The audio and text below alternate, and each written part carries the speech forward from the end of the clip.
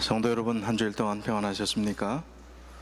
귀한 안식일에 몸된 교회를 방문하신 손님들과 여러 성도님들을 좋으신 주님의 이름으로 환영드립니다. 그림에 보시는 대로 저희 교회가 기초공사를 지난주에 잘 마치고 지금 이제 구조물 벽 또 이제 건물이 올라가기 위해서 꽤 빠른 속도로 잘 진행이 되고 있습니다. 여러분들께서 기도해 주시고 또 성원해 주신 덕분이라고 생각합니다. 모든 일들이 잘 맞춰질 때까지 어려운 일 없이 또 잘 교회가 완공되도록 기도해 주시면 감사하겠습니다.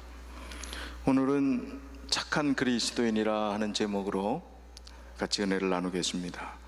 마태복음 5장 16절 말씀이 본문의 말씀입니다. 이같이 너희 빛을 사람 앞에 비추게 하여 저희로 너희 착한 행실을 보고 하늘에 계신 너희 아버지께 영광을 돌리게 하라. 착한 행실을 보고 하나님께 영광을 돌리라.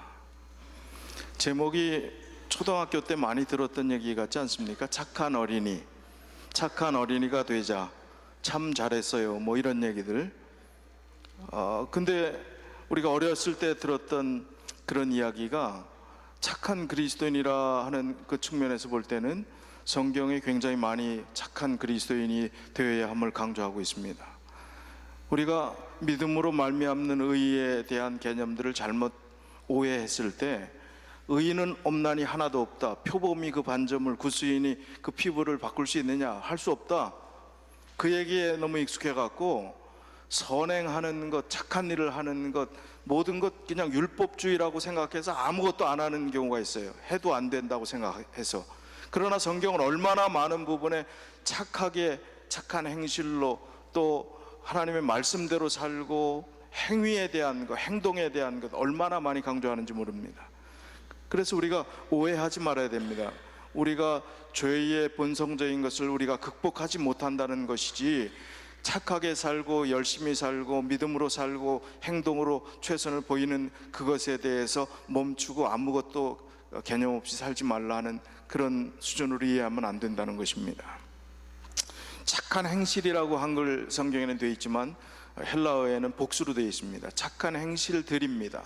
이 이야기는 신앙이라는 것은 어떤 한 가지 영웅적인 한 사건, 한 행위에 따라서 판가름 나는 것이 아니라는 것입니다. 복수라는 것은 꾸준하게 한결같이 정말 일관된 신학 그리고 가치 체계를 가지고 사람들이 믿음으로 살아가는 그 삶 속에서 지속적으로 열매를 맺히는 그런 행실들을 이야기하는 것입니다. 다수의 착한 일들을 이야기하는 것입니다. 지속적인 착한 일들을 이야기하는 것입니다. 그래서 복수로 기록을 했다는 것입니다. 착하게 사는 것이 쉽습니까? 어렵습니까? 나는 좀 착한 것 같아요, 못된 것 같아요? 스스로 생각할 때 착한 것도 있고 못된 것도 있고 그렇습니다. 누구나 자기 자신이 생각할 때 정말 솔직히 가슴에 손을 얹고 생각할 때 나는 참 타고나서 너무 착해, 이런 분이 있을까요? 못된 구석이 많은 것처럼 느껴질 거예요. 스스로 우리가 예수 그리스도 안에서 믿음으로 살아가다 보면 착한 것보다도 못된 것들이 더 많이 드러나는 것을 보게 됩니다. 참 얼마나 흉악한 죄인인가, 우리가 예수 그리스도 아니었으면 희망 없었던 사람이라는 사실들을 계속 발견하게 됩니다. 뭐 착하게 사는 게 얼마나 힘들면 가훈으로 착하게 살자까지 했겠습니까? 가훈이 있는가 했더니 많더라고요. 요즘은 철자법도 또 뭐 엉터리로 쓰는 게 유행인데 착하게 살자 뭐 이렇게 해갖고 또 가훈을 써놓고 하더라고요. 착하다는 의미가 뭘까? 성경은 어떻게 이야기하는가? 누가복음 19장 17절에는 착하다는 의미를 우리가 이해할 수 있도록 이런 성경 구절이 있습니다. 누가복음 19장 17절에 주인이 이르되 잘하였다 착한 종이요, 착하다고 그랬습니다. 근데 왜 착하다고 그랬어요?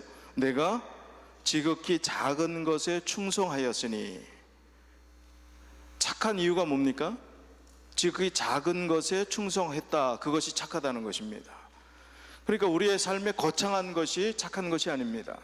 일상의 소소한 작은 것이 착한 것이고, 착한 그리스도인이라는 것, 착한 행실로 우리가 세상에 빛이 되어야 되고 하나님께 영광이 되어야 된다는 것은 작은 행실을 이야기하는 것입니다. 가려 뽑은 기별 1권 397쪽에는 이렇게 말씀하고 있습니다. 순수한 신앙은 착한 행실을 나타낼 것인데, 착한 행실은 곧 믿음의 열매인 까닭이다.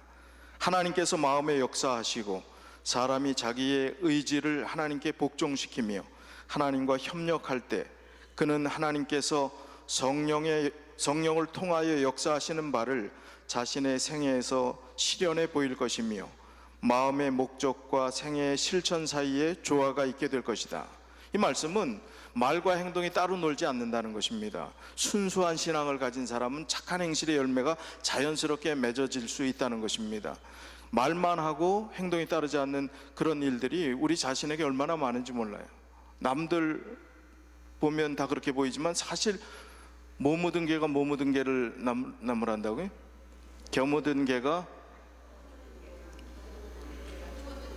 예, 뭐 그 얘기는 안 하겠습니다. 또 식사 시간도 다가오는데, 뭐 묻은 개가 겨 묻은 개를 나무란다고 그러지요? 예. 자, 우리 안에 다 그런 연약성들이 있다는 것입니다. 순수한 신앙은 착한 행실을 나타낼 수밖에 없다는 것입니다. 위선적인 삶이 아니라 바로 믿음의 열매로 자연스럽게 이루어지는 것이 신앙의 삶이 되어야 된다는, 행동하려고 애를 쓰고 내가 이걸 해서 뭐 몇 가지 오늘 실천을 해야지가 아니라, 순수한 믿음, 예수 그리스도께서 나를 십자가에서 구원해 주신 그 사랑의 가치를 깨닫는 사람은 자연스럽게 신앙의 열매가 우리의 삶 가운데서 맺혀질 수밖에 없다는 말씀입니다. 자, 착하다는 이름이 직접 언급된 사람이 있어요, 성경에. 그는 착한 사람이다. 누굴까요? 한 사람 나오는데, 아주 직접적인 언급이요. 사도행전 11장 24절에 그 인물이 나옵니다. 바나바는 착한 사람이요 성령과 믿음이 충만한 자라. 이에 큰 무리가 죽게 더하더라. 바나바가 착한 사람인데 성령과 믿음이 충만했기 때문에 그로 인해서 어떻게 됐어요? 결과가 큰 무리가 죽게 더하더라. 자, 바나바는 능력 있는 사람입니까? 착한 사람입니까? 자, 바나바는 첫 번째, 능력 있는 사람이 아니라 착한 사람입니다. 요즘 착하다는 이 말이 얼마나 많이 쓰여지는지, 뭐 착한 기업, 착한 가게, 착한 가격. 뭐 가격이 왜 착해요? 착한 가격이라는 건 뭐예요? 물건은 좋은데 가격은 어떻다는 거예요? 싸다는 거예요. 한마디로 좋다는 것입니다. 그리스도인이라 한다면 한없이 좋은 사람, 한없이 착하다 하는 그런 느낌들을 다른 사람들에게 보여줄 수 있다면 참 얼마나 좋겠습니까? 근데 하나님은 선한 사람, 착한 사람을 부르러 온 것이 아니라, 의인을 부르러 온 것이 아니라 죄인을 부르러 온다고 분명히 말씀해 주셨습니다. 그렇다면 우리가 죄인을 부르러 왔기 때문에 난 착한 것을 포기하고 아예 착한 사람과 거리가 멀게 살겠다, 그렇게 결심하면 뭐 말이 안 되는 거 아니겠습니까?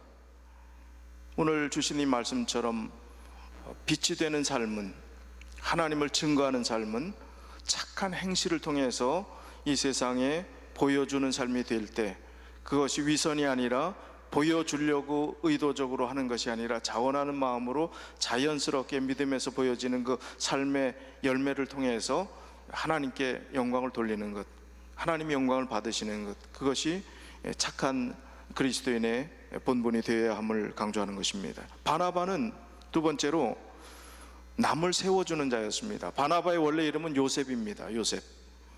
근데 별명이 뭐냐 하면 사도행전 4장 36절에 보니까 권하고 위로하는 자다. 권면하고 권고하고 위로하는 자가 바나바라는 뜻입니다. 그러니까 본명을 놔두고 요셉을 놔두고 계속 바나바, 성경은 바나바라고 했으면 그 사람의 됨됨이가 어땠다는 거예요? 그 사람의 캐릭터가 어땠다는 겁니까? 그 사람 척 보면 늘 권면하고 늘 어떻게 하는 사람? 위로하는 사람, 그 사람이기 때문에 그의 본명 대신에 바나바, 성경에 바나바라는 이름이 더 우리에게까지 알려지게 된 것입니다. 우선 남을 세워주는 자를 말하는 것입니다. 사도행전 9장 27절을 보니까 사울이 회개하고 복음을 받아들여서 예수가 그리스도임을 전파하며 이제 예루살렘에 가서 예수 믿는 사람과 교제하려고 했어요. 회심하고 나서 바울이 됐잖아요, 사도 바울이. 근데 아무도 믿질 않았습니다. 종교 지도자들, 심지어는 베드로, 또 예수님의 제자들까지도 지금 가짜로 예수 믿은 척 해갖고 어떻게 하려고? 우리를 한꺼번에 이제 박해하고 핍박하고 우리를 잡아 죽이려고 한다, 이렇게 생각해서 받아들이지 않았을 때에 바나바가 보증을 했습니다. 그렇지 않다, 참된 그리스도인으로 회심의 경험을 가지고 예수 그리스도를 만난 사람이다, 이 사람이 이제 이 교회를 위해서, 하나님을 위해서 큰 역할을 할 사람이다 하고 받았어요. 받아줬을 뿐만 아니라 안디옥이라고 하는 지역의 초대 사역자로 파송받는 이 바나바가 누굴 데려갔어요? 사울을 데려가서 1년 동안 같이 사역을 했습니다. 협동 목회를 했어요. 하나님의 말씀을 잘 가르치고 또 아마 뒷전에서 교인들을 관리하고 복음 사역의 굳은 일들은 누가 했을 것 같아요? 바나바가 했을 것 같아요. 말씀을 잘 전하고 똑똑한 이 바울을 내세워서 또 하나님 말씀을 잘 가르치도록 하는 그 일들을 한 것 같습니다. 그래서 이 바나바는 남의 장점을 보고 그를 세워주는 사람입니다. 사람은 누구나 장점과 단점이 있습니다. 그러나 단점을 이야기보다는 장점을 세워주고 장점을 우리가 인정해주고 그 장점을 잘 활용할 수 있도록 돕는 것, 그게 바나바가 가진 착한 사람의 모습인 것 같습니다. 각박한 경쟁 사회에서 세상은 크리스찬이라면 마땅히 그럴 사람으로 생각합니다. 그럴 기대를 합니다. 그러나 그 기대에 미치지 못하니까 기독교인들이 욕을 먹게 되는 것이죠. 이 폭스 잭슨이라는 신학자가 이렇게 이야기했습니다. 바나바에 대해서, 바나바는 신약 성경에서 가장 매력 있는 인물 중에 하나이다. 그는 질투를 모르고 남의 허물을 용서했으며 장점을 보기에 빨랐으며 형제간의 평화를 위해 타협하기에 주저하지 않았다. 바나바는 초대 교회를 살맛나게 해주는 사람이었다라고 칭찬했습니다. 이 신학자가 했던 이야기입니다. 초대 교회를 살맛나게 해주는 사람, 앞으로 나서지 않았지만, 자기가 1인자는 아니었지만 뒷전에 있었지만 남들에게 공을 돌렸지만 그로 인해서 교회가 살맛났다는 것입니다. 오늘 오레곤 중앙교회 살맛나게 해주실 분은 누구십니까? 이 교회 좀 살맛나는 교회가 되게 하는데 바나바 같은 분은 어떤 분이십니까? 바나바는 세 번째로 긍휼의 마음을 가진 사람이었습니다. 사도행전 11장 29절에 보니까 제자들이 각각 그 힘대로 유대에 사는 형제의 부조를 보내기로 작정하고, 그렇게 기록되어 있습니다. 흉년으로 인해서 예루살렘 교회에 굉장히 어려움이 있었습니다. 이때 교회 지도자였던 이 바나바와 베드로와 여러 사람들이 다 같이 흩어져 있던 모든 초대 교회의 교인들이 정말 힘들었던 시기에, 옛날 한국에 가장 힘들었던 춘궁기, 뭐예요? 무슨 고개? 보릿고개. 가난한 사람들은 굶어 죽었어요. 그 역사를 이미 연세 드신 분은 아시잖아요. 어느 집이 굶어 죽었대 하는 얘기를 들어보셨잖아요. 흉년을 견딘다는 것은 굉장히 어려운 일입니다. 그런데 흉년의 때, 같이 어려운 때에 그 교회를 위해서 돕는 역할을 하고 긍휼히 여겼다 하는 것은 굉장히 귀한 덕성을 보여주는 것입니다. 그런 긍휼의 마음을 가지고 늘 베풀고 나누는 삶을 살았던 이 바나바를 착한 사람이라고 표현했던 것입니다. 바나바는 네 번째로 만년 2인자였습니다. 아니, 2인자보다 훨씬 더 낮은 자의 자리에 있었을지 모르겠습니다. 세상 말로 자기가 키워준 자가 자기보다 잘 나가도 오히려 보람과 기쁨을 삼는 사람들이 많을까요? 치고 올라왔다는 표현, 나를 밟고 어쩌고 저쩌고, 세상 사람들의 표현이 그렇습니다. 자기가 그 정도로 키워줬는데 나를 배반해, 배신해, 배은망덕하다, 이런 표현들을 합니다.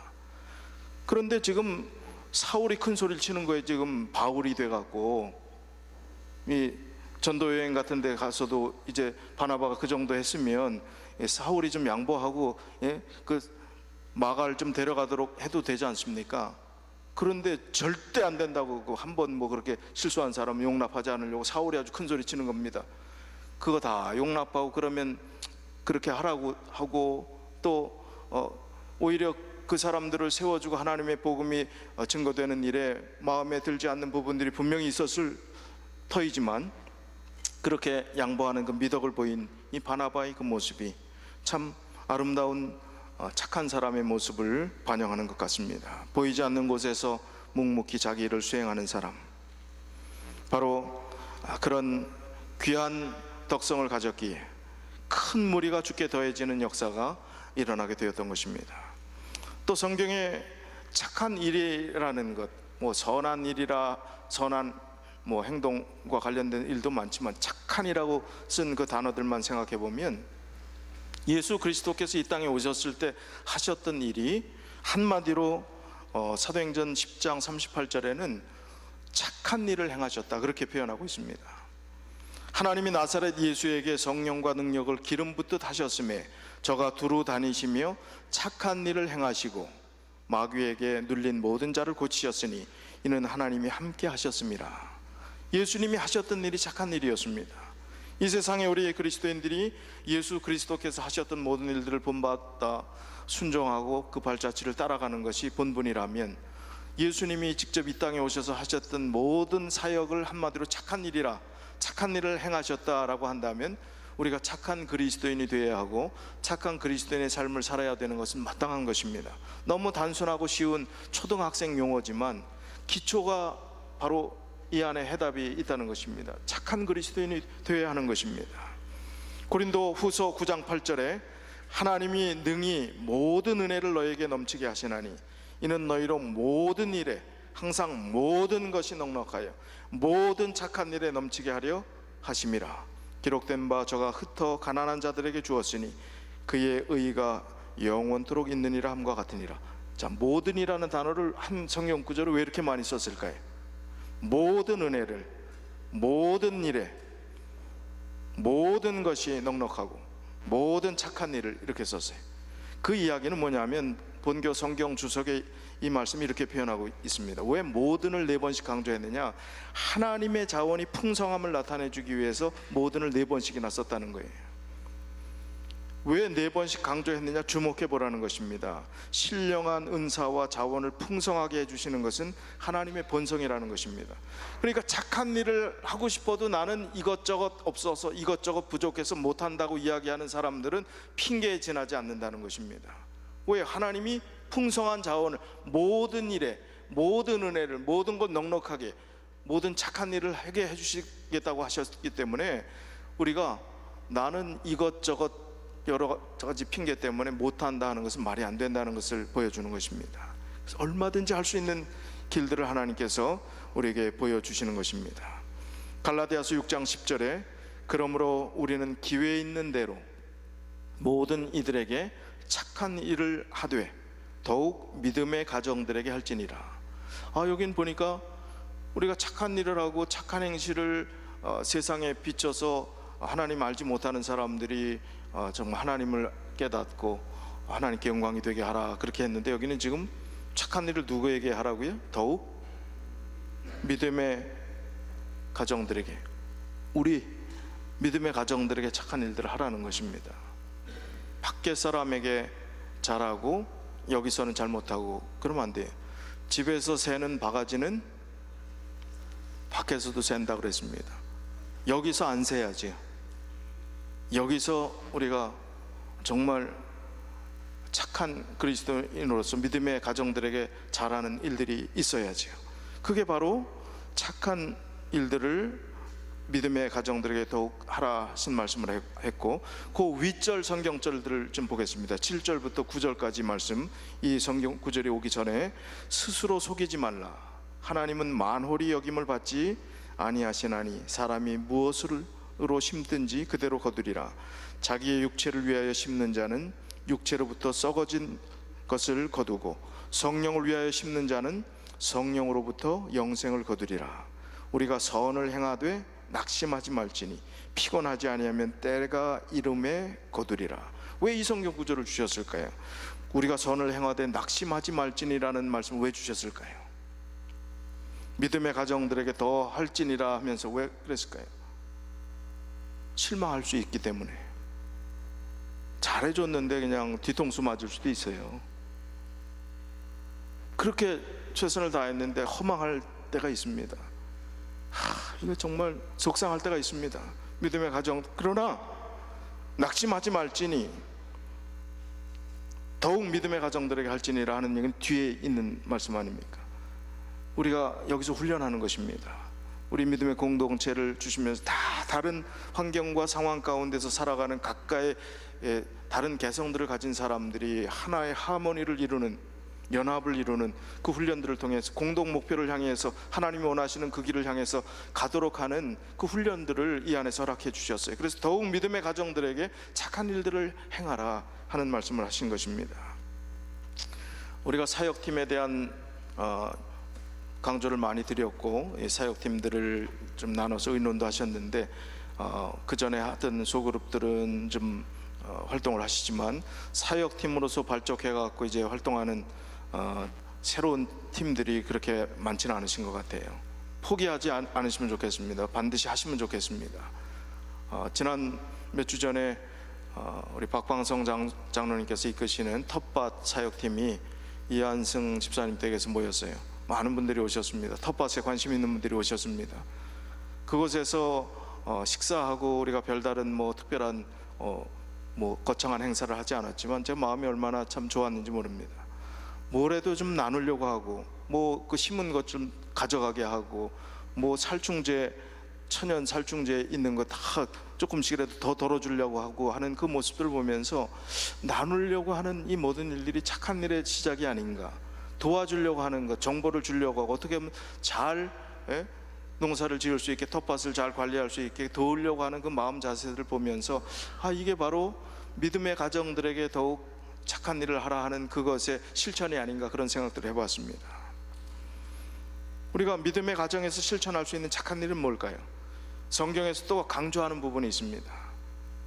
잘하는 분도 있지만 모두 다 잘하지는 못하는 일, 형편이 안 된다고 생각하는 일들이 있는데 그것은 대접하는 일입니다. 대접한다는 것은 마음에 후한 마음이 있을 때 가능한 것입니다. 대접한다는 것은 사람을 사랑할 때 가능한 것입니다. 어떤 강연을 들었는데 거기 그 강연 연사가 나와서 하는 얘기가, 사람들이 이제 경제 어떤 이 돈 같은 거 잘 쓰게 하는 매니지먼트 하는 그런 회사에서 사람들에게 돈을 소비시키도록 하는 그 일들을 어떻게 하는 게 좋은가, 그러면서 어떤 대학에서 연구를 했는데 사람들이 캐시를 가지고 돈을 쓸 때 자기 지갑에서 돈이 나갈 때는 얼마나 뇌파가 고통스러워하는지, 그게 화상을 입을 정도로 뇌파가 그런 반응을 한다는 거예요. 캐시를 낼 때는 그게 아깝다는 거예요. 그러니까 크레딧 카드를 쓰게 하면서 무이자 할부, 12개월 할부, 뭐 한국식으로 하면 이거는 나중에 갚아도 돼, 뭐 요거 속지 마셔야 됩니다. 요거를 그러면 뇌파가 화상을 안 입는다는 거예요. 그냥 술술 나가도 나중에 보면 앞불사, 나중에 후회도 늦지만, 그러나 캐시를 쓸 때 뇌파가 화상을 입을 정도라. 그럼 돈이 얼마나 귀하다는 거예요. 그 돈을 쓰다니, 그 돈을 가지고 남을 사주다니, 대접을 하다니. 집에서 대접하면 뭐 텃밭 있는 거 가지고 돈 안 드나요? 많이 들어요. 집에서 대접할 때 돈 대접해 보신 분 알잖아요. 그 대접한다는 게 얼마나 귀한 일인지. 늘 대접하시는 분은 뭐 별거 아닌데 대수롭지 않습니다 하는, 너무너무 귀한 일입니다. 집에서 그런 거 못 하시는 분은 밖에서라도 내가 대접을 했었나, 베풀었었나, 성경에 대접하라는 것이 그렇게 많이 강조가 되어 있었나, 믿음의 가정들에게 할지니라고 했는데 그것을 했었나 한번 생각해 보면서, 그리스도인이 반드시 해야 될 일입니다. 옵셔널이 아니에요. 이거는 그리스도인들에게 누구나 다 하라고 한 것입니다. 로마서 12장 13절 보니까 성도들의 쓸 것을 공급하며 손대접하기를 힘쓰라. 디도서 1장 8절에 보니까 오직 나그네를 대접하며 선을 좋아하며 근신하며 의로우며 거룩하며 절제하며 나그네를 대접하라. 손님들, 나그네라는 것이 나의 이해관계와 상관 있는 분을 나그네라고 그래요? 상관없는 분을 나그네라고 그래요? 그냥 지나가는 과객이온데 조선시대 말로 하면 그런 사람을 환영해서 도우라는 것입니다. 별로 관계가 없어도 잘 베풀라는 것입니다. 이 교회를 찾아오려고 하는 사람이 있으면 따뜻하게 환영하라는 것입니다. 나그네를 대접하는 그 개념이 그렇습니다. 히브리서 13장 2절 보니까 손님 대접하기를 잊지 말라. 이로써 부지 중에 천사들을 대접한 이들이 있었느니라. 누구가 천사를 대접했지? 여기 주인공이 누구죠? 아브라함입니다. 창세기 18장 1절부터 10절 제가 빨리 읽겠습니다. 여호와께서 마므레 상수리 숲을 근처에서 아브라함에게 나타나시니라. 오정 즈음에 그가 장막문에 앉았다가 눈을 들어 본즉 사람 셋이 맞은편에 섰는지라. 그가 그들을 보자 곧 장막문에서 달려나가 영접하며 몸을 땅에 굽혀 가로되 내 주여 내가 주께 은혜를 입었사오면 원컨대 종을 떠나 지나가지 마옵시고 물을 조금 가져오게 하사 당신들의 발을 씻으시고 나무 아래서 쉬소서. 내가 떡을 조금 가져오리니 당신들의 마음을 쾌활케 하신 후에 지나가소서. 당신들이 종에게 오셨음이니이다. 그들이 가로되 네 말대로 그리하라. 아브라함이 급히 장막에 들어가 사라에게 이르러 이르되 속히 고운 가루 세 스아를 가져다가 반죽하여 떡을 만들라 하고 아브라함이 또 짐승떼에 달려가서 기름지고 좋은 송아지를 취하여 하인에게 주니 그가 급히 요리한지라. 아브라함이 버터와 우유와 하인이 요리한 송아지를 가져다가 그들의 앞에 진설하고 나무 아래 모셔 섬에 그들이 먹으니라. 그들이 아브라함에게 이르되 내 아내 사라가 어디 있느냐? 대답하되 장막에 있나이다. 그가 가라사대 기한이 이를 때에 내가 정령대게로 돌아오리니 내 아내 사라에게 아들이 있으리라 하시니 사라가 그 뒤 장막문에서 들었더라. 지금 아브라함이 천사인 줄 알고 대접했습니까? 지나가는 나그네인 줄 알고 대접했습니까? 천사인 줄 몰랐어요. 나그네인 줄 알고 대접했는데 부지 중에 천사를 대접한 일이 있다고 히브리서에 말씀했지 않습니까? 자, 여기 있는 이 교범이 있잖아요. 무슨 교육을 하려면 모델, 교범, 손대접하기를 힘쓰는 교범의 최고의 교범은 누구예요? 아브라함의 교범입니다. 아브라함 지금 자세가 틀려진 것 같아요. 대접받는 사람이 미안해갖고 이게 아니라 지금 내 주여, 저희 집에 좀 제발 좀 와주십시오. 태도가 어때요 지금? 네? 원컨대 종을 떠나 지나가지 마옵소서 간청을 합니다. 물을 조금 가져오게 와서 당신들의 발을 어떻게 해요? 씻깁니다. 그리고 떡을 조금 가져와서 당신들의 마음을 쾌활케 하신 후에 지나가소서. 풀코스 요리가 나왔어요. 뭘 잡았어요? 냉동실에 있는 먹다 나도 안 먹는 거 갖다 내놓은 게 아니라 가장 좋은 살찐 송아지를 잡았어요. 최상의 대접을 하고 최고의 마음으로. 이런 대접을 우리가 어떻게 할 수가 있겠습니까? 이렇지는 않더라도 대접하려고 하는, 저는 우리 식당에서 우리 교인들만 마주치면 우리 교인들은 대접을 얼마나 잘하시는지, 그냥 어느새 돈을 내셨어요. 그냥 한두 분이 아니에요. 식당에 뭐 제가 타임을 맞춰 갈 수도 없고. 그래서 마음속에 생각이, 목사는 늘 받는 것에 익숙한 사람이니까 제발 좀 주는 거 나누는 것에 내가 정말 실천하고 그렇게 할 수 있도록 해야지. 와이프하고도 그런 얘기들을 합니다. 절대로 받는 것에 익숙한 사람이 되지 말자. 주고 나누는 일에 더 열심히 하는 사람이 되자. 그런 생각들을 합니다.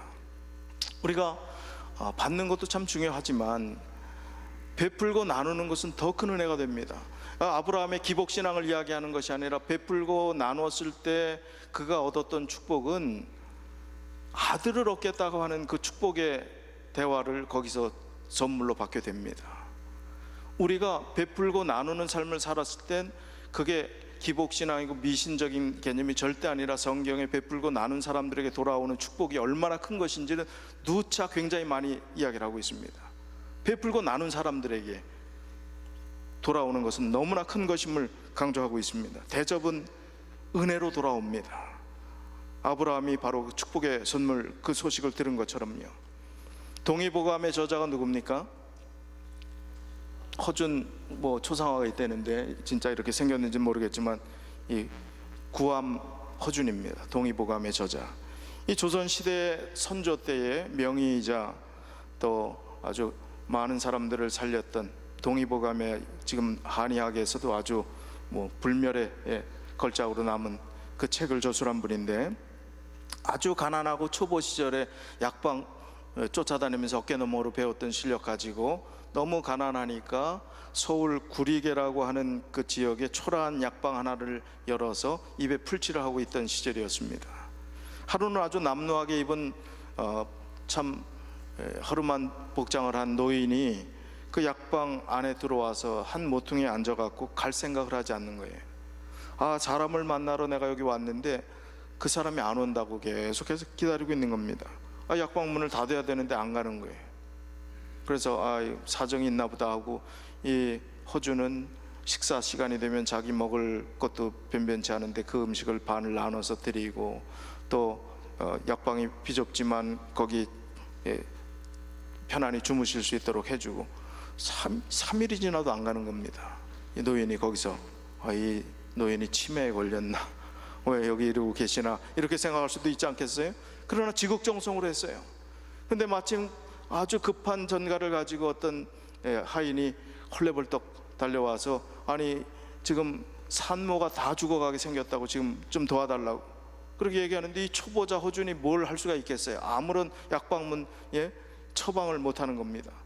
그때 이 노인이 옆에서 한참 지켜보고 있던 이 노인이 뭐라고 이야기를 하는가 하면, 이제 곽향정기산을 지어주라고 했습니다. 그게 뭔지는 모르지만 하여튼 기록이 그렇게 되어 있어요.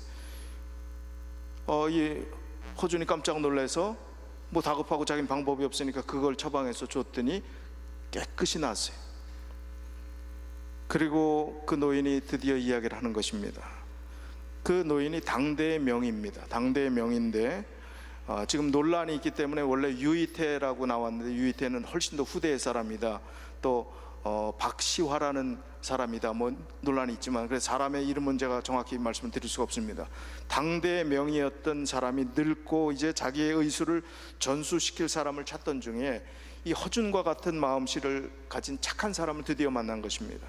그래서 내 모든 비법을 다 전수해 주겠다 해갖고 명의가 되는 가장 결정적인 계기가 되었다 하는 일화가 전해져 내려오고 있습니다.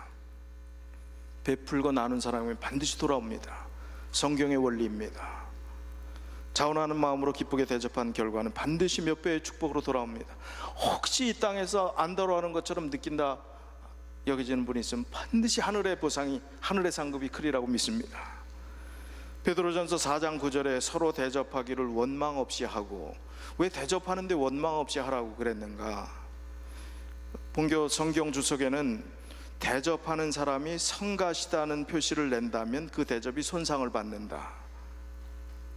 진정한 대접은 대접하는 마음이 함께 해야 되는데, 주는 사람 없는 선물이 있다면 그건 얼마나 참 우스꽝스러운 모습이 되겠어요? 그 마음과 정성이 들어가야 된다.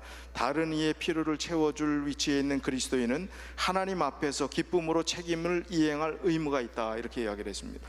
자, 근데 이 말씀에, 이 성경에 나오는 그 모든 말씀의 배경을 우리가 생각해 봐야 합니다. 대접하는데 지금 우리처럼 적용하면 안 돼요. 그 당시는요, 기독교가 환영을 받던 시절입니까? 핍박을 받던 시절입니까? 핍박을 받아서 수많은 사람들의 피난민들이 그리스도인이 먼저 정착한 집에 나그네처럼 들어가갖고 하루 이틀 사는 게 아니에요. 한 달, 두 달, 몇 달 자리 잡을 때까지 도와줘야 되는 거예요. 먹을 것 공급하고 입을 것 공급하면 짜증 나겠어요, 안 나겠어요? 주인이 한두 사람도 아니고 반가운 친척도 아니고 가족도 아니고. 그런데 원망 없이 하라는 것입니다. 그 대접을 원망 없이 하라는 거예요. 저희 아버님이 이제 목회를 하시다가 실명하시고, 그 다음에 또 하나님께서 부르셔서 예언의 소리 성경통신학교라는 곳에 맹인 전도부 이 사업을 시작하게 되셨어요. 그러니까 맹인 전도 보니까 라디오를 듣고 거기 점자로 된 통신 과목을 전국에서 신청해서 이제 그 통신 과목, 우리가 지금 하는 오늘의 신앙이나 좀 말씀의 향기 같은 겁니다. 그걸 졸업하면 이제 졸업장을 주고 인근에 있는 가까운 우리 교회에 연결해주고 하는 그 전도 부서에, 맹인들을 위한 전도 부서였습니다.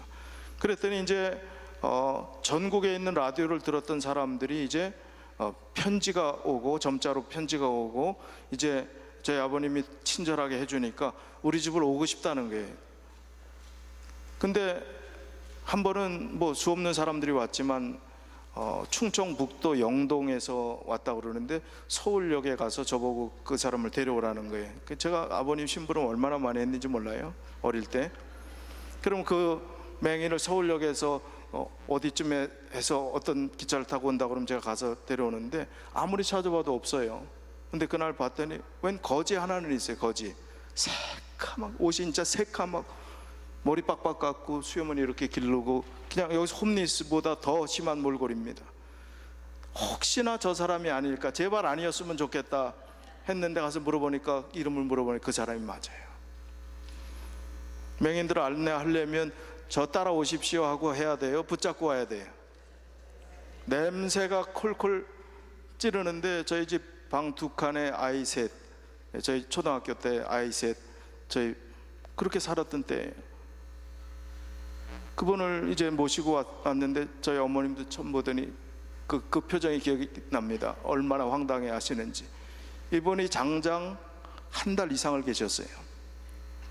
저희 아이들 셋이는 그냥 코를 막고 이쪽으로 도망가고 저쪽으로 도망가고 했던 기억이 생생합니다. 원망 없이 한다는 거, 대접한다는 것이 원망 없이 한다는 게 얼마나 힘든 일인가. 사명으로 아버님은 그 영혼이 불쌍하니까 와서 목욕도 시키고 있던 옷 없던 옷 다 해갖고 또 해서 잘 대접하고 한 달 지나는 동안 그렇게 해서 보내시고, 그분이 또 신앙생활 잘하게 된다니 그게 보람으로 여기고, 수많은 사람들이 그렇게 했지만 우리가 대접하는데 원망 없이 한다는 것, 초대교회 그리스도인들이 그런 비슷한 사람들을, 수없이 많은 사람들을 돕고 베풀었을 때 원망 없이 한다는 게 얼마나 어려운 일인가. 쉽지 않은 일입니다. 우리가 그건 고사하고 그냥 우리가 식사하고 뭐 할 때 give and take, 줬으니까 받고 받았으니까 줘야 되고, 내가 줬는데 안 주네? 내가 부족 100불 했는데 그냥 넘어가? 어떻게 이럴 수 있지? 이런 게 되면 안 된다는 겁니다. 원망 없이 하라는 겁니다. 그냥 순수하게 하라는 것입니다. 실망하지 말고 그렇게 하라는 것입니다. 그리스도인의 삶의 아름다운 착한 일은 여기서 시작될 수 있다는 것입니다. 대접하는 것, 천사를 대접하고 반드시 하나님께서 축복해 주신다는 것. 그래서 여러분 지갑을 좀 여십시오. 여러분의 마음도 여십시오. 그리고 하나님께서 원하시는, 정말 하나님이 그렇게 사랑하시는 우리의 이웃, 우리 공동체의 믿음의 가정들에게 더욱더 사랑을 베풀고 나누는 그 삶이 우리 믿음의 삶의 여정이 되었으면 좋겠습니다. 이제 결론으로 디모데전서 1장 19절, 빌립보서 1장 6절의 말씀을 보겠습니다. 믿음과 착한 양심을 가지라. 어떤 이들이 양심을 버렸고 그 믿음에 관하여는 파선하였느니라. 믿음을 가지라 얘기만 해도 될 것 같은데 또 뭘 가지라? 착한 양심을 가지라. 어떤 이들은 이 양심을 버렸고, 그러면 양심을 버렸다는 것은 착한 그리스도인의 삶을 끝까지 수행하지 못했다는 얘기가 되는 것입니다. 믿음에 관해서는 파선했다는 표현이 있으니까 이 단어를 이렇게 설명하고 이 단어를 이렇게 설명했으니까, 착한 일을 하는 것은요, 이것은 버리는 것이나 취하는 것이나 양자 선택의 하나지 안 해도 되는 것이 아닙니다. 그리스도인들 반드시 착한 일을 해야 되는 것입니다. 그래서 내가 그냥 교회에 평범한 교인으로 출석만 하는 교인으로서 만족하고 이 정도면 됐다고 생각하는 것, 그거 아닙니다. 그리스도인이면 반드시 나누고 베풀고 대접하는 그런 삶을 생활화해야 되는 것입니다. 이것은 우리 힘으로 할 때는 원망만 남을 수 있어요. 배은 망덕하다고 욕할 수 있습니다. 잘해줬는데 어째 이럴 수 있느냐고 실망할 수 있습니다. 그러나 빌립보서 1장 6절에 너희 속에 착한 일을 시작하시니가 그리스도 예수의 날까지 이루실 줄을 우리가 확신하노라. 하나님께서 그 일들을 가능하게 해주실 것입니다. 명품보다 더 귀한 것, 착한 행실. 아주 문구가 멋있더라고요. 그래서 하나 좀 소개해 드리려고요. 값비싼 명품보다 나를 더 빛나게 하는 착한 행실. 자, 명품 다 집안에 있으신 분들은 명품보다 나를 더 빛나게 하는 것이 착한 행실인가 아닌가 한번 점검해 보시면 좋겠어요. 우리가 오늘 주신 이 말씀을 다시 한번 생각하면서 착한 행실을 통하여 하나님께 영광이 되는 그런 믿음의 귀한 삶을 살게 되시기를 바라면서 오늘 말씀을 줄이겠습니다.